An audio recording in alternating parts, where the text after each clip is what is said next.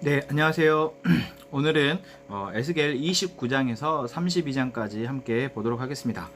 어, 이제 에스겔의 세 개의 부분으로 나눴을 때 전반부가 끝이 나는 건데요. 앞에서 남유다에 대한 심판의 메시지, 그리고 남유다 주변에 있던 이방들에 대한 심판의 메시지가 두 번째 부분이라 했을 때, 오늘 애굽에 대한 심판의 메시지로 이방 나라들에 대한 심판이 끝이 납니다. 자, 애굽이라는 나라는 이스라엘과 있어서 사실 뗄래야 뗄 수 없는 관계이죠.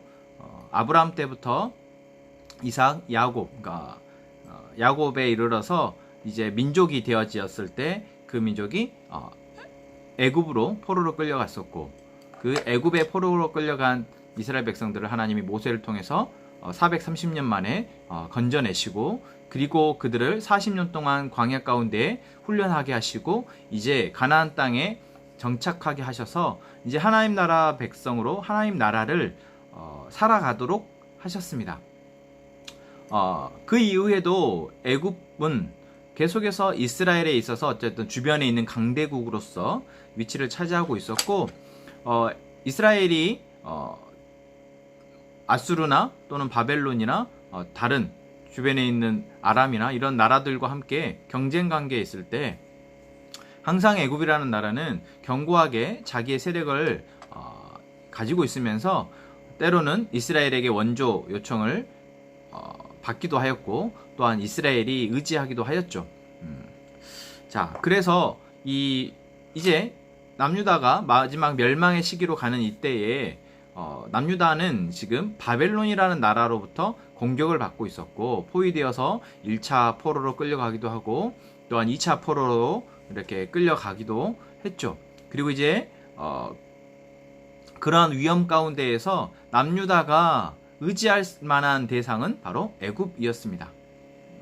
또 그 애굽이라는 나라는 이 하나님의 나라라고 했을 때, 하나님의 나라가 하나님이 다스리시고 하나님의 가치로 사라지는 나라를 나라를 말하죠. 그런데 그것에 반대하여서, 그것에 반대쪽에서 뭔가 인간 중심적이고 세속적이고 또한 세상의 가치로 살아가는 나라의 어떤 상징이 바로 애굽입니다. 그래서 성경에 보면은 그러한 가치, 또 그러한 것들을 비유할 때 애굽을 많이 예로 들죠.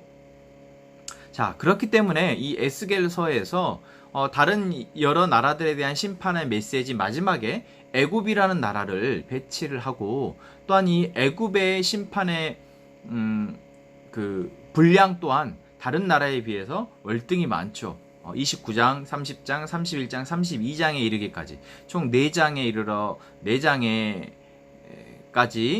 애굽에 대한 심판의 메시지가 등장합니다.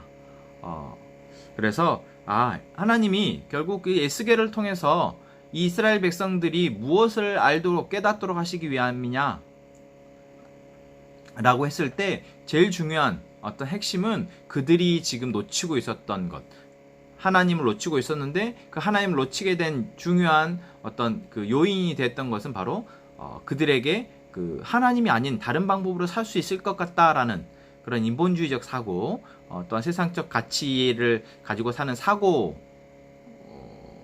있었고, 그것의 상징이 바로 애굽과 같았다라는 것이죠. 그래서 애굽에 대한 심판의 메시지는 결국 이스라엘 백성들에게 너희들이 의지했던 그 모든 것들이 헛되다라는 것을 보여주고, 그것이 무너지는 것을 봐라. 너희들이 의지했던 것, 끝판왕 애굽이 무너진다. 그리고 그 애굽이 무너지는 것은 바로 내가 이 세상의 주관자인 것을 증명하는 것이다 라는 것을 말씀하시기 위함이다 라고 볼 수 있겠습니다. 자, 또 특별히 이 29장부터 32장까지 애굽에 대한 심판의 메시지는 그 날짜가 정확하게 기록되어 있습니다. 그래서 총 한 6개의 예언으로 어떤 이렇게 나눠볼 수 있는데, 그 중에 다 대부분이 날짜가 기록되어 있죠. 그래서 29장부터도 보면은 열째 해, 열째 달. 자, 열째 해라는 것은 계속해서 말씀드리지만 히드기야가 즉위한 지 열째 해이기도 하고, 또한 에스겔이 포로로 끌려온 지 열째 해, 왜 같은 해니까요. 그래서 그 해에, 다시 말하면 아직 남유다가 멸망하기 전, 남유다가 그 포위되기 전의 상황입니다. 그래서 이 에스겔에 대한 애굽에 대한 예언은 남유다가 멸망하기 전이와 멸망한 이후에 대한 두 또 시대적 시간상으로의 구분을 해볼 수 있겠습니다. 자, 근데 사실 그 내용은 크게 차이가 없습니다. 먼저 29장에 나오는 내용에 봐도 애굽의 죄와 그로 말미암아 하나님께서 심판하실 것이다 라는 이야기를 하시죠. 예. 그리고 그 애굽이 하나님 애굽의 죄는 그들이 스스로 자기를 높이는 죄. 다시 말하면 결국 죄의 가장 핵심은 바로 내가 세상의 주인이다라는 것이죠. 하나님이 없어도 내가 세상의 주인이 될 수 있다. 내가 내 인생의 주인이다라는 것이 결국 그 죄의 뿌리, 씨앗, 본질이라고 우리가 얘기하지 않습니까? 그것의 바로 상징이 바로 애굽인 것입니다. 애굽은 자기들 스스로의 힘으로 충분히 자기 나라와 또한 주변의 나라들을 다스릴 수 있다라고 생각하는 마인드로 계속해서 살아왔습니다. 그리고 그 시간이 꽤 되었기 때문에 주변에 있는 나라들로부터 그렇게 살아도 되나보다 라는 인식을 갖게 했고, 어떤 문제가 생겼을 때 그들이 애굽을 항상 의지했던 것이죠. 특히 이스라엘 백성들, 하나님의 백성들이 그렇게 의지했습니다. 그러니 하나님이 어떻게 하신다? 그들을 흩으신다. 그들을 흩으신다라고 말씀하시고, 그것의 도구로 사용되어지는 게 바로 바벨론입니다. 그러니까 남유다, 그러니까 하나님의 백성들에 대해서 이것을 깨닫게 하시도록 사용하셨던 도구가 바벨론이고, 또한 이 애굽이라는 나라를 하나님이 심판하시는, 하나님이 이 애굽이라는 나라에 대해서 벌을 주실 때도 사용하시는 도구가 바벨론이다라는 것이죠. 그래서 17절부터 21절까지에 보면은 바벨론의 왕인 느부갓네살이 애굽을 정복할 것이다 라는 이야기를 하고 있습니다. 특히 뭐라고 얘기했냐면 바벨론이 했던 수고의 대가로 애굽 땅을 준다라고 하나님께서 말씀하십니다.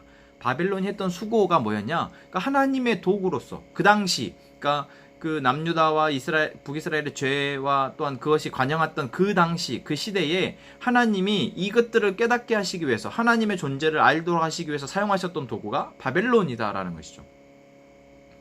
그래서 바벨론은 하나님의 군사라고도 사실 볼 수 있는 것입니다. 그래서 그 군사로서 남유다를 정복하고, 또한 남유다를 정복하고 나서 두로를 공격합니다. 두로와 시돈의 그 두로를 공격하는데 그게 13년 동안이나 지속돼요. 그게 이제 2절에 나오죠. 두로를 치게 하는데 너무나 정복이 안 되고 수고했습니다. 그래서 그것은 실패하고 결국 그것에 수고한 대가로 하나님이 애굽을 주신다라고 말씀하고 있는 게 17절부터 21절까지죠. 자, 그리고 이제 30장에서도 또한 1절부터 19절까지는 이어서 계속 하나님이 바벨론을 통해서 애굽을 심판하실 것이다 라는 이야기를 하고 있고, 20절부터는 또 다른 날짜입니다. 11째의 첫째 달 7째 날에 저희가 한 가지 빼놓고 왔는데 29장 17절에 보면은 시기가 조금 뽕 뜁니다. 저희가 지금 보통 10째 해였잖아요. 근데 갑자기 27째 해로 뻥 뜁니다. 이거는 지금 남유다가 멸망하고 한참 뒤. 왜 그럴까요? 바벨론이 남유다를 멸망하고 나서 13년 동안이나 이 두로를 공격했는데 실패하고, 그리고 나서의 일이기 때문에 27년 해에 예언했던 그 예언의 내용을 지금 여기로 가져오는 것이죠. 자, 그래서 그것만 좀 특수하게 날짜가 그렇게 띄었고, 다시 20절, 이제 30장 20절로 보면은 11째의 첫째 달, 이것은 남유다가 멸망하는 그 해이죠. 자, 그때에도 애굽 왕의 팔을 꺾을 것이다. 바벨론 왕을 통해서 라고 예언을 하고 있고, 또한 31장에는 비유, 그러니까 애굽은 원래 백향목 같다. 하나님께서 백향목을 말씀하실 때는 정말 견고하고 아름답고 모든 사람들이 인정할 만한 그런 것들을 비유할 때 백향목을 비유하시죠. 그래서 남유다, 이스라엘 백성들을 비유할 때도 너희들은 백향목이다 라고 말씀하시는데, 이 애굽에 대해서도 백향목 같았다. 그래서 애굽이 그만큼 강대한 나라였다라는 것이죠. 많은 나라들이 애굽을 우러러보고 추앙했다. 그래서 너희가 교만하였다. 너희들의 힘으로 될 줄 알았다고 교만했다라고 말씀하시며 그래서 너희들이 이제 심판된다. 심판받을 것이다. 라고 이야기합니다. 그리고 이 예언에 애굽에 대한 예언에 자주 등장하는 말이 있는데 그게 할례받지 못한 이란 말입니다. 보통 우리는 할례는 이스라엘 백성들이 하나님의 어떤 족속으로서의 자기의 정체성을 하기 위해서 난 지 8일 만에 행하는 것이 할례라고 생각하잖아요. 그런데 할례라는 그 어떤 그 행위는 고대 근동 지방의 대부분이 특히 애굽은 그 할례를 행하고 있었다라는 것입니다. 그러니까 그 할례라는 행위는 어떤 애굽 이스라엘만의 행위 그 표식이 아니라 애굽 사람들도 할례를 다 행했습니다. 그래서 애굽의 어떤 더 정체성이기도 한 것이죠. 그래서 할례를 행하지 않는 족속들에 대해서 또한 애굽 사람들은 어떻게 생각할까요? 좀 야만인이라고 좀 미개하다라고 생각했던 것입니다. 자, 그래서 애굽에 대해서 심판의 메시지를 말씀하시면서 네가 그렇게 미개하다고 말하는 할례받지 못한 그 사람들처럼 넘어질 것이다. 무너질 것이다. 라는 표현이 읽으시다 보면은 종종 나옵니다. 그게 이제 31장 18절에도 그렇게 나오죠.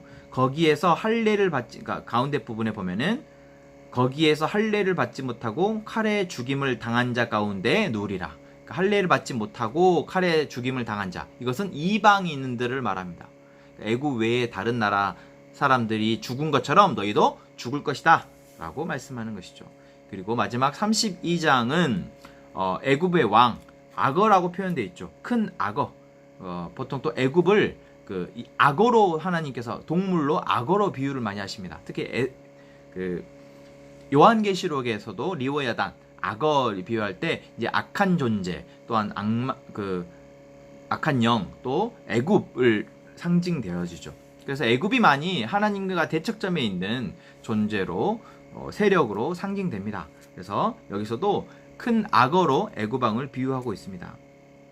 이것 또한 12째 해, 12째 해면 이미 남유다가 멸망한 이후이죠. 멸망한 이후에 하나님이 애굽에 대해서 자, 너희가 그러니까 남유다 사람들에게 이스라엘 사람들에게 자, 너희가 멸망해서 이렇게 포로로 끌려왔지? 봐라. 너희들이 의지했던 애굽이 어떻게 되나 봐라. 애굽도 이렇게 멸망할 거다라고 말씀하시는 것입니다. 그리고 17절에 보면 12채의 어느 날 그러니까 같은 12년도에 또한 하나님이 말씀하시면서 멸망할 것이다. 애굽이 멸망할 것이다.